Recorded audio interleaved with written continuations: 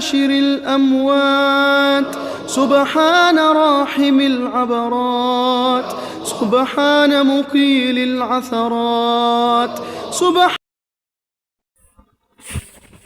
بسم اللہ الرحمن الرحیم الحمد للہ رب العالمین والصلاة والسلام علی سید الانبیاء و خاتم المرسلین۔ محترم و معزز سامعین کرام، حضرت جبیر رضی اللہ تعالیٰ عنہ سے روایت ہے کہ نبی پاک صلی اللہ علیہ وسلم صبح کی نماز کے لیے تشریف لے گئے اور حضرت اماں جبیر رضی اللہ تعالیٰ عنہ فجر کی نماز مصلی پر پڑھ کر بیٹھی تھی، تو نبی پاک صلی اللہ علیہ وسلم واپس تشریف لائے تو چاشت کا وقت ہو چکا تھا،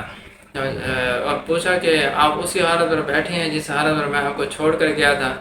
تو حضرت اماں جبیر رضی اللہ تعالیٰ عنہ نے فرمایا، عرض کیا یا رسول اللہ، جی ہاں میں اسی حالت پر بیٹھی ہوں اور اسی وقت سے اب تک تسبیحات میں مشغول ہوں، ذکر اذکار میں مشغول ہوں۔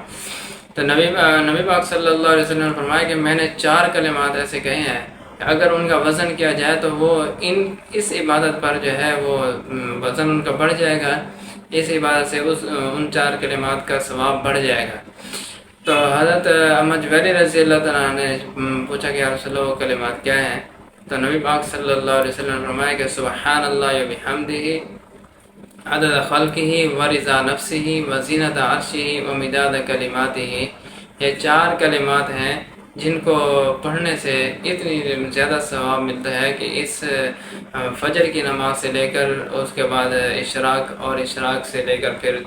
چاشت کے وقت داخل ہو چکا تھا، اس وقت نبی پاک صلی اللہ علیہ وسلم تشریف لائے، تو اتنا جو ہے تقریباً 3.5-4 گھنٹے کا عبادت کا وقت ہے، اتنی عبادت کا ثواب ہوگا بھائی۔ اللہ عمل کی توفیق عطا فرمائے۔